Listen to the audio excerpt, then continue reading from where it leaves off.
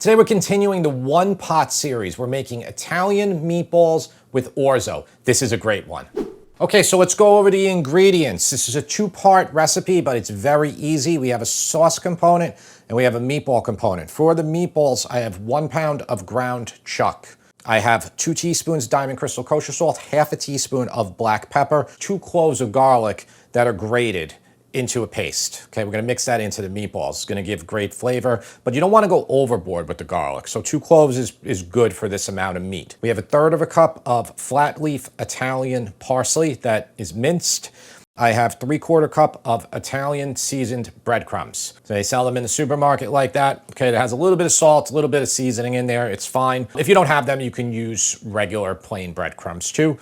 We're making a very quick, easy meatball here. We're trying to make things as uncomplicated as we can for these one-pot meals, but that preserve 99% of the flavor. We have 3/4 cup of grated Parmigiano Reggiano cheese, and then I have 1 egg. So after we mix it up, if we need a second egg, we'll add it in, but we'll be able to tell by the consistency of our meatballs. For the sauce, we have 1 large onion that is diced. I want like a lot of like oniony texture in here. I have a 28-ounce can of plum tomatoes. These are crushed. You can use whole plum tomatoes. You can blend or pulse them, or you can hand crush them. Anything like that is fine. Just make sure it's 28 ounces of tomato.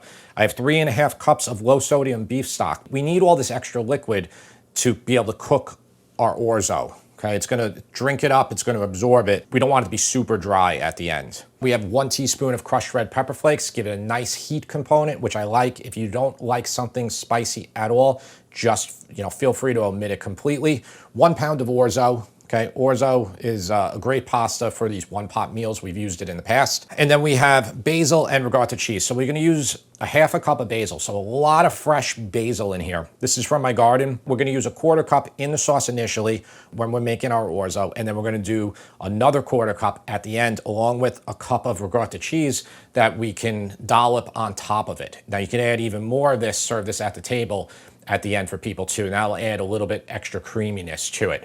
This is a great dish. It's very easy to make, and I'm gonna show you how. Okay, really quick, easy meatball, but really flavorful. That's 1 pound of ground chuck. So just spread it out a little bit like this. And then let's just get our salt and pepper on there. That's 2 teaspoons Diamond Crystal Kosher salt and 1/2 teaspoon of black pepper. So, always think of meat whenever you're making any type of meat dish, whether it's a steak, pot roast, anything. Always think of like, okay, just as a percentage. So this is 454 grams. This is 6 grams of salt. That is giving me roughly a 1.25% salt to meat ratio. Okay, and that's good. Some people will go all the way down. If you can't have a lot of salt, you can go down to like 0.5%. And then like somebody like Bobby Flay will always do like 2%. Okay, I always notice that with his recipes. And that's restaurant food in general will be much more salty than, a home cook. You get to decide how much you want to put in it. So that's a lot there. I just like to get it on there first to give it a little bit, mixing, just to get it in there. And then really we could just dump in all the rest of these ingredients. It's nothing hard about this. We're not doing anything like with added moisture in here. The chuck is gonna give us enough moisture. It's going to be fine. You'll see I've probably made about 30 meatball recipe videos on this channel, and each time I'll do it a little different. One time we did spaghetti and meatballs. We add ricotta to our meatballs. Sometimes I'll use milk. Sometimes I'll use fresh bread, and we'll squeeze it out. We'll make a panade. There's a lot of ways to do this. I got to be honest with you. Most of them, they normally all taste pretty good. All right, so garlic too. I'm just going to try to mix around. You know what? I really should be using bro gloves here. I think I need to break them out. Lots of parsley in there. So yeah, I'm gonna put on the gloves. The nice thing about this, we're making these meatballs pretty small. You could do like a 1-inch meatball, but you could go bigger if you want to. But I think having relatively small meatballs, you don't need to go super small. It allows everybody to get some when you're serving this. Also, if you had like giant meatballs in here, wouldn't you run the risk of them not cooking? And that's part of it too. So yeah, because the orzo takes, that's really good piece of information, Tara. Thanks, Jim. You're welcome. We set all these things up before we make the video. No, we don't. We don't do anything like that. I mean, I think it's fairly apparent to you that we don't. And if you don't believe me, you can watch my lives on Instagram where I make, these recipes live. Okay, so mixing that up. So see how dry this is right now? So we'll put in this 1 egg, and if we have to use a second one, we will. It's different on any given day. Like it has to do with the moisture in the air. And yep. It's just, that's why. And the meat itself, the meat itself. Yeah, and so that's why I think it's, you always kind of communicate that you should just use a recipe as like a jumping off point and Definitely. make adjustments as needed. Absolutely. You know, these are like, it doesn't even matter really with them being dry. The way they're cooking with the moisture that's in it, how they're being cooked. Essentially, we're dropping them in. They're going to be plenty moist. I think we're good. I mean, I probably could put another egg, but I think these are going to hold together. So now for the meatballs, like even though you have gloves on, sometimes it's good just, I have a little cup of water here. Sometimes it's good just to put a little bit of water on your glove every 2 or 3 meatballs and just grab, okay, about this much.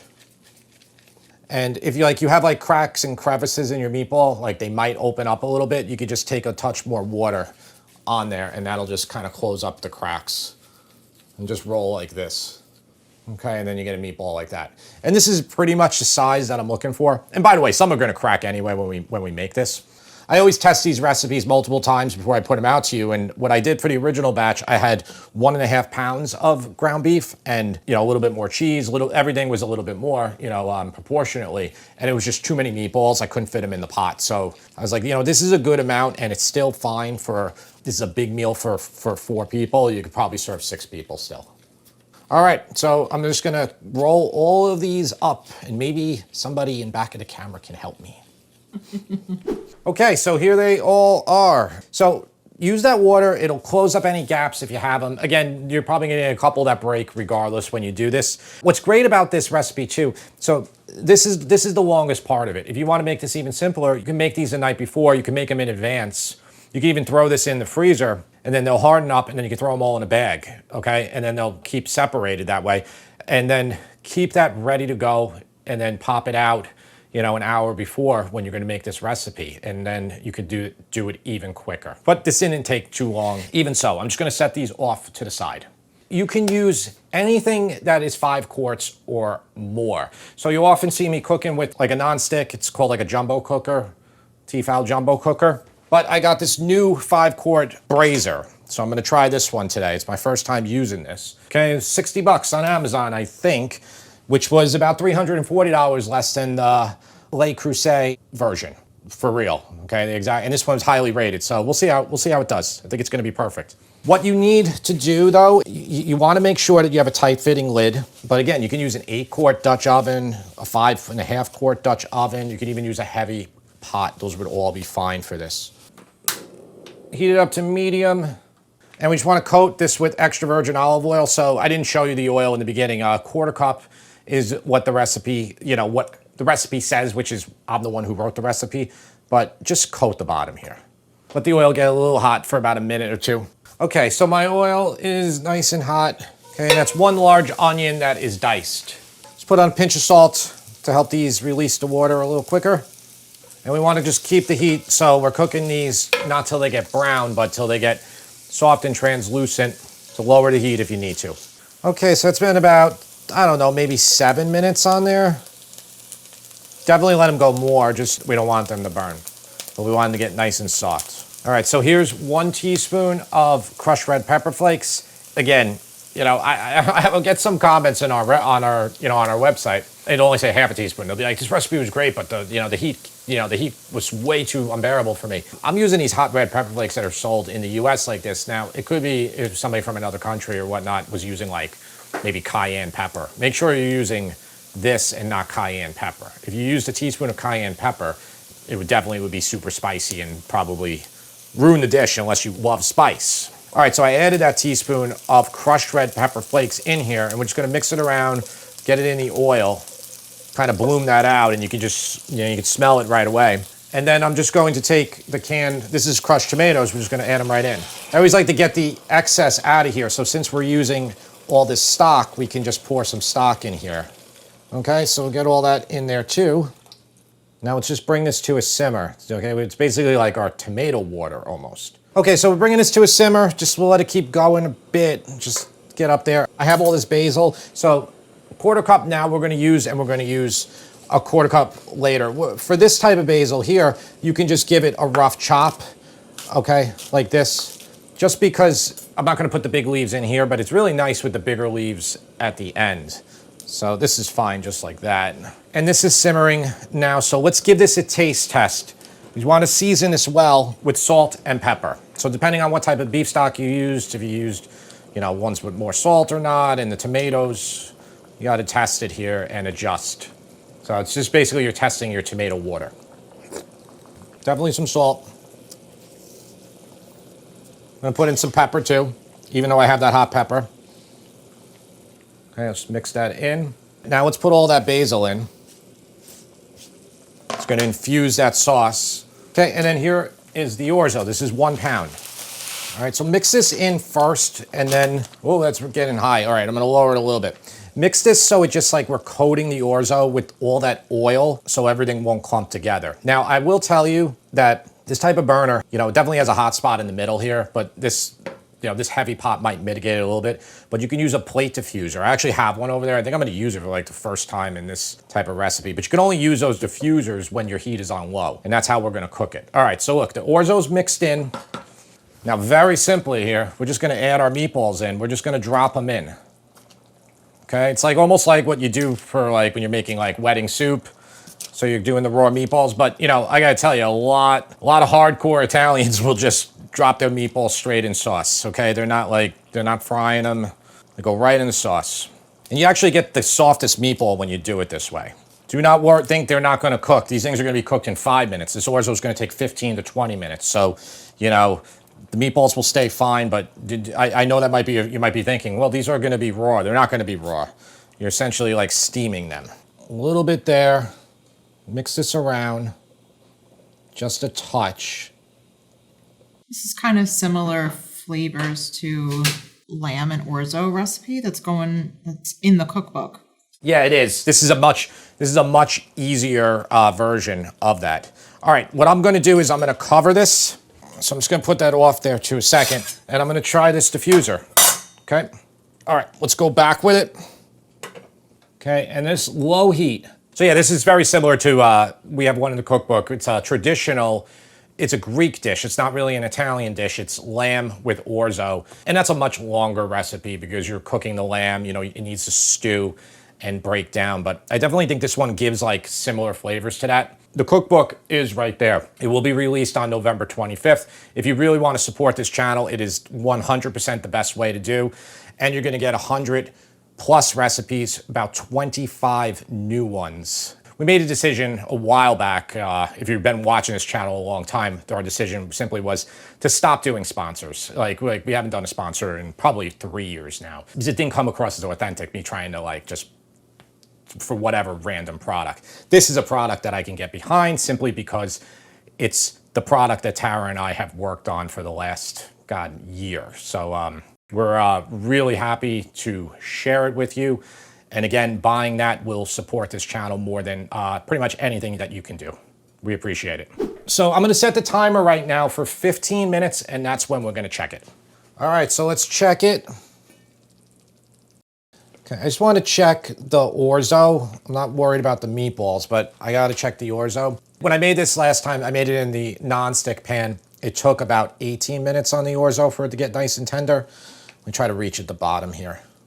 We'll check again in 3 minutes. Okay, so I'm gonna take this off, and I must say, so we always test our recipes, sometimes a couple times before we put them out here. This new pot, the sauce is much saucier here, much less evaporation. Now, this is probably a tighter, heavier lid. One thing I was concerned with, I don't know if you could see my flustered face before. I was like, oh, the orzo's sticking a little bit, but it's actually okay now. It's pretty good. I still probably, if I was to recommend which one to use, I would still go with this one. Okay, so these are the exact same size, but this is non-stick, so it's aluminum, you know, aluminum with a non-stick coating. It's just like, it's perfect, it's easy. Nothing's gonna stick to it. You're not gonna have any stuck orzo. So the same thing like jambalaya would be good in here too, versus using something like this. I'm gonna turn this off.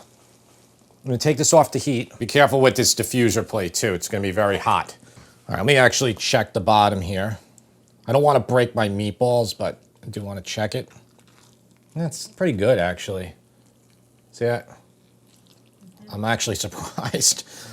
But yeah, still be careful here. You can do a tiny bit of a mix, like a little bit of a fluff, even though this isn't rice.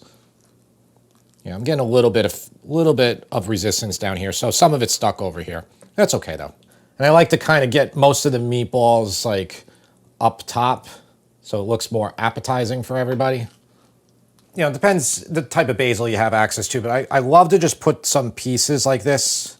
You know, some, maybe not the absolutely largest leaves, but some of these smaller ones, it looks really good just to get them all around. You know, because we love, like, you know, real food and all that, and at the same time, presentation definitely makes something more appetizing. Along those lines, you could take a spoon for your ricotta, or you can just use a pastry bag like this. So I like to just do a few, just like so. I think that looks darn good, but again, if you don't want to do that, you can just serve it and then people put on their own.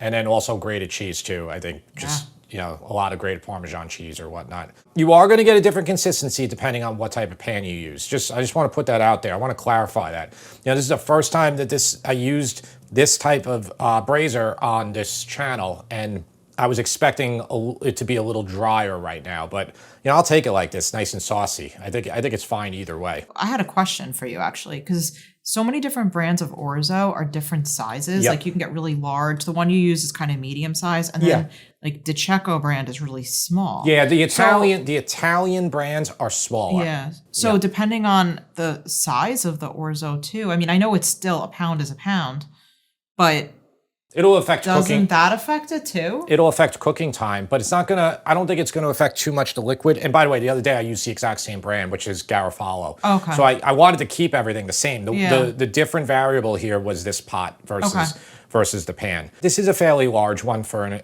that is an Italian brand. But I've noticed the Greek ones are larger. Yeah. Yeah, or like the American brands. Let's get the taste tester down and see what he thinks. You want to say hi to anybody? You just like jump on here, just like.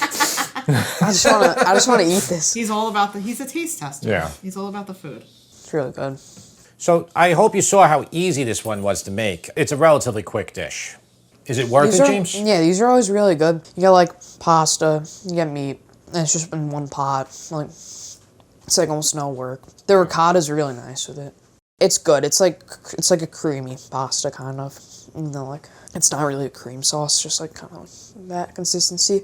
I would give this a 9. Thank you. What got the 1 point deduction? I just think people want to know. I just don't think it's I just don't think it's a 10. Like, there's just some things that aren't 10. Like, okay. There's nothing specific about it. Okay. Really good. Everybody, I think, appreciates your taste testing. You haven't been on videos in a long time. When this one goes out, it might be like a 5 video stretch where he hasn't been on, but he did 2 today. Corn chowder with shrimp. And that one you gave a 9 also, right? Yeah. You're in a 9 given mood. I would say that one's better than this, though. You would say that one's better, huh? Yeah. All right, watch the corn chowder then also. With the shrimp, though, it's better. With the shrimp. Yeah. Well, James, we always appreciate your ratings, and we will see you next time.